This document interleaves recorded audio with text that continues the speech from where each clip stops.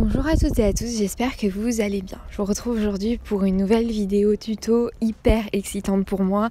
Je vais vous montrer le December Daily en détail que j'ai réalisé pour ma binôme. Ce December Daily, je l'ai imaginé à la suite de pas mal de photos et de vidéos que j'ai vues de December Daily qui se présentaient sous forme de traveler. En l'occurrence, les filles achetaient des travelers tout faits qu'elles customisaient avec des papiers Noël, etc. pour faire leur December Daily. Ça m'a donné l'idée de réaliser mon propre traveler de A à Z pour lui envoyer. Alors, maintenant qu'il est terminé, je peux vous le dire, j'ai fait beaucoup trop de pages par rapport au nombre en fait de jours, puisque normalement on était censé faire 24 pages. Là, dans cet album, il va y avoir 38 pages. Donc c'est un December Daily, mais c'est aussi un album de Noël tout simplement. Donc vous pouvez même le réaliser en tant qu'album. Vous allez voir à la fin, la seule chose qui différencie un album de ce December Daily, c'est que là sur la couverture il va y avoir écrit December Daily, mais c'est tout. Donc première étape, je viens découper des papiers de couleur, donc des papiers à motifs. Ils n'étaient pas recto verso, donc j'en découpe beaucoup plus que ce qu'il devait y avoir à la base pour pouvoir réaliser toutes mes pages. Donc je découpe des feuilles 30-30 et je fais des bandes donc, qui font plus ou moins 30 cm de long. Les feuilles 30-30 de chez Action, elles font pas 30 cm en fait. Elles font 12 inches et 12 inches c'est 30,5 cm. Donc je viens couper dans la longueur en deux. Donc je fais 15 cm et 15 cm de haut. Toutes mes pages mesurent 15 cm de haut. Donc ce que je fais, c'est que je coupe à 15 cm et à la fin il me reste une petite bande de papier que je vais tout simplement jeter puisqu'elle ne servira pas à grand chose. Donc comme vous pouvez voir, j'ai vraiment fait beaucoup de papier. Je viens maintenant tous un par un les plier en deux, donc pour faire des pages tout simplement. Donc voilà, je viens bien les plier en deux, essayer d'être un maximum droit au niveau du pli.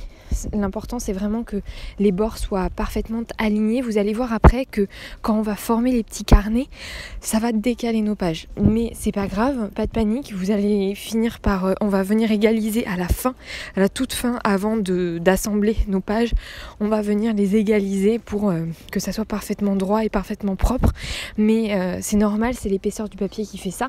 Là pour le moment, vous les pliez toutes une par une en deux et on va venir tout simplement, puisque le papier n'est pas recto verso, on va venir en fait les assembler, donc un à l'endroit, un à l'envers. J'espère que vous comprenez, vous allez voir, je vais vous montrer, les images parlent bien mieux que moi et expliquent bien plus simplement que moi comment j'ai fonctionné. Mais en gros, vous prenez vos pages, vous l'ouvrez, donc vous ouvrez votre page et vous venez dans l'autre sens mettre tout simplement le papier à motif de manière à ce qu'il y ait du recto verso. Et je fais ça avec toutes mes pages. Résultat, pour faire une page recto verso, il vous faut 2 morceaux de papier l'un dans l'autre. Donc je viens assembler tout ça, ça me prend un peu de temps parce qu'évidemment j'essaye de faire quelque chose où les papiers ne sont pas identiques à chaque fois face à face pour faire quelque chose de quand même assez homogène. Donc je viens assembler tout ça et ensuite on va venir faire nos feuillets. J'ai à la fin du coup, nos livrets plutôt. J'ai 4 livrets à la fin. Donc mes 4 livrets ils sont composés de 2 feuillets recto verso à chaque fois pliés en deux, donc ça nous fait 4 pages. Donc c'est largement suffisant. Vous n'avez qu'à couper 2 feuilles 30-30 de moins que moi si vous souhaitez faire moins. Plus vous couperez de feuilles, plus vous ferez de livrets. Moi je vous conseille de ne pas dépasser les 2 pages, les 4 pages, donc les 2 feuillets pliés en deux par livret pour éviter que ça soit trop épais. Donc plus vous couperez de pages, et bien plus vous aurez de feuillets dans votre de pages et de livrets dans votre album. Donc vous voyez, je viens plier et là on se rend compte que quand on met les feuilles les unes dans les autres, ça décale un petit peu le bord extérieur. On se retrouve un peu avec une marge bizarre où les pages sont pas parfaitement alignées. C'est pas grave puisqu'on va venir après couper tout ça. Là on va venir finir les livrets. Bon, on va d'abord commencer par la couture. Donc je prends une petite aiguille. Je vais venir faire ma couture de chacun de mes livrets. Donc c'est assez long, assez fastidieux. Je viens mettre 3 trous. Un trou à 3 cm du bord, un trou à 7,5 et un autre trou évidemment à 3 cm du bord de l'autre côté. Donc on se retrouve je crois avec un trou à 10,5 ou 12 cm, quelque chose comme ça.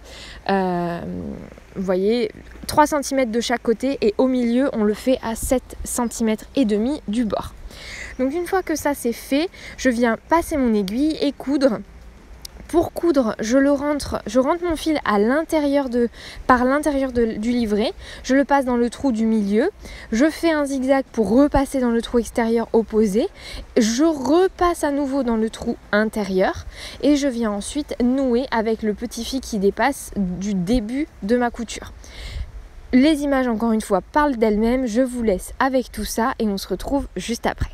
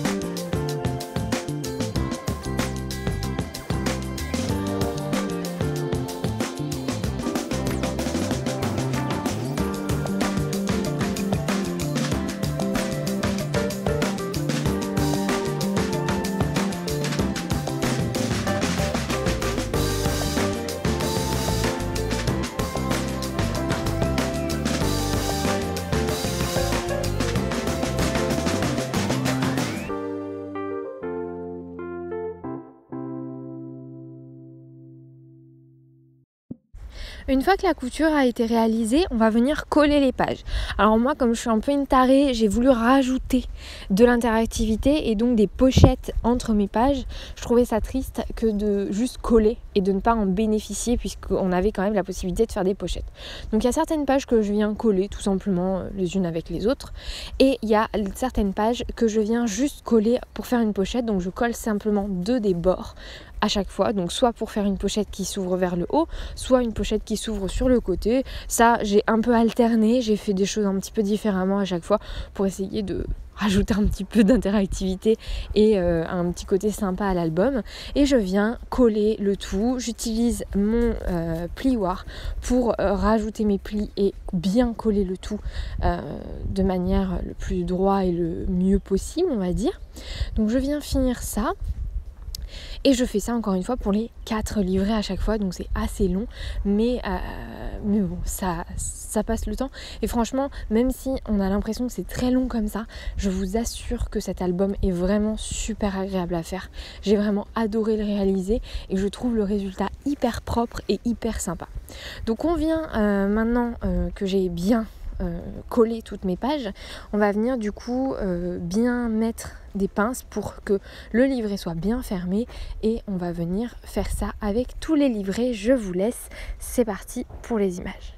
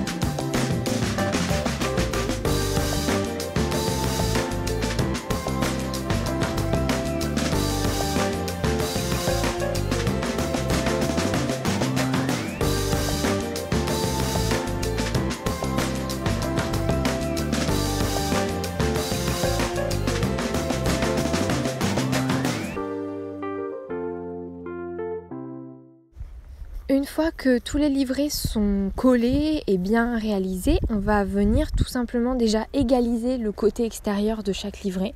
Donc pour ça, je viens m'aligner et en fait, je vais couper mon livret. Normalement, il restait 0,5 mm en trop sur mes pages et en fait, je vais venir couper à 0,5 mm en moins. Donc, vous voyez, j'aligne sur mon tapis de découpe mon livret sur le bord extérieur et je me mets sur la ligne voyez, pour pouvoir couper en étant aligné les quelques millimètres qui dépassent. Je ne sais pas si c'est très clair, mais en gros, il faut couper 0,5 mm. Il y a des pages où vous allez couper quasiment rien et d'autres qui sont celles qui sont complètement à l'intérieur du livret qui dépassent beaucoup plus où vous allez là devoir couper 0,5 mm bien tassé de papier. Donc je fais ça pour chacun des livrets tranquillement et ensuite on va venir faire la couverture de l'album. La couverture de l'album, c'est la chose la plus rapide à faire, c'est la chose la plus simple à faire. Vous allez voir, il n'y a rien de compliqué. Donc dans un premier temps, je suis venue prendre du cardstock et j'ai coupé des morceaux de cardstock de 15,5 sur 15,5 et un morceau de cardstock de 15,5 sur 3 cm pour faire ma tranche. Une fois que ça c'est fait, je vais venir assembler 2 papiers noirs A4 pour pouvoir avoir la place de faire ma couverture et de mater mon papier, enfin de mater d'habiller ma couverture tout simplement, je perds mes mots. Donc je viens coller en deux pour faire une grande bande et je viens avec du double face assembler mon cardstock pour faire mon habillage de couverture.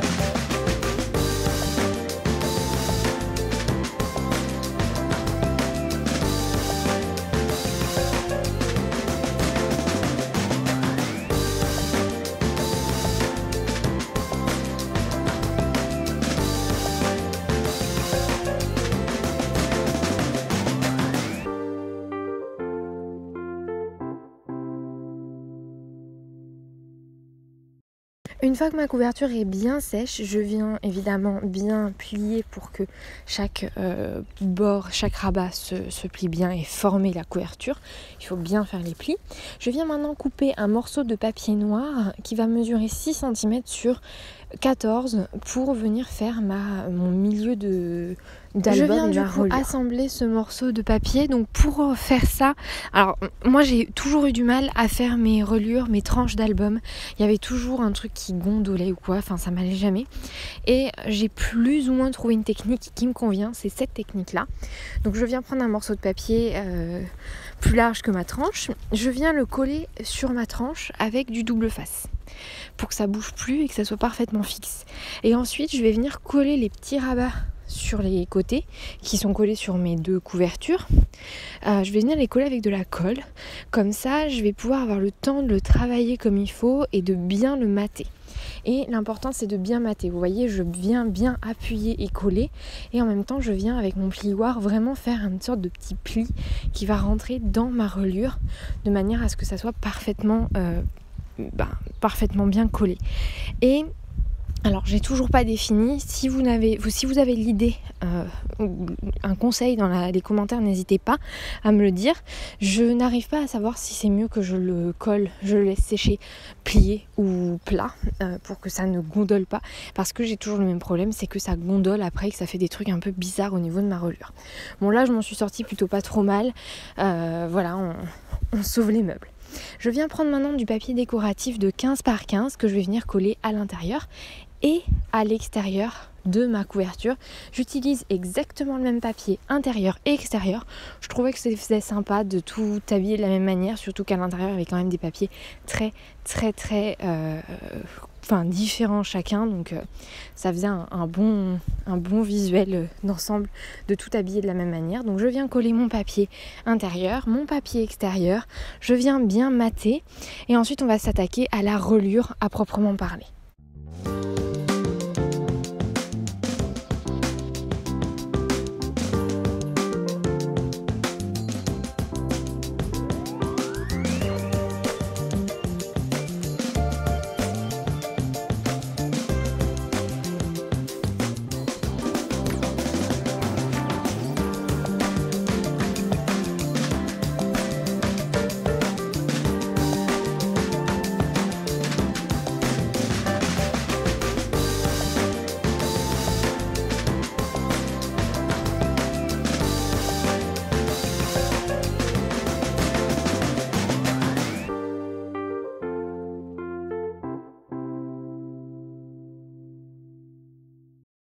Alors, pour ma reliure, je viens prendre déjà une règle et je viens faire un marquage. Donc, je viens marquer mon milieu de tranche. Donc, le milieu de ma tranche est à 1,5 cm puisque ma tranche fait 3 cm. Et je vais venir faire un petit point à 0,5 du bord en haut et en bas au milieu, pour faire mon petit trou. Je viens ensuite prendre une perforatrice. Alors bon, moi j'ai une perforatrice manuelle, sinon c'est des perforatrices de bureau, c'est beaucoup moins pratique. Moi ma perforatrice manuelle elle est en forme de fleur, mais clairement ça se voit plus après une fois qu'on a mis l'œillet, donc on s'en fiche. Je viens faire ma perforation et je viens prendre 2 petits œillets argentés, puisque mon papier est argenté, donc on habille de la même manière. Et je vais venir mettre mes œillets, un en haut, un en bas. On se retrouve avec 2 trous et là on va tout simplement prendre du papier élastique, du fil élastique. Donc comme je le disais, une fois que mes œillets sont placés, je vais venir mettre du fil élastique doré que je vais venir passer 4 fois dans mes anneaux pour permettre d'avoir 4 fils élastiques qui passent et qui sont disponibles pour y glisser les carnets.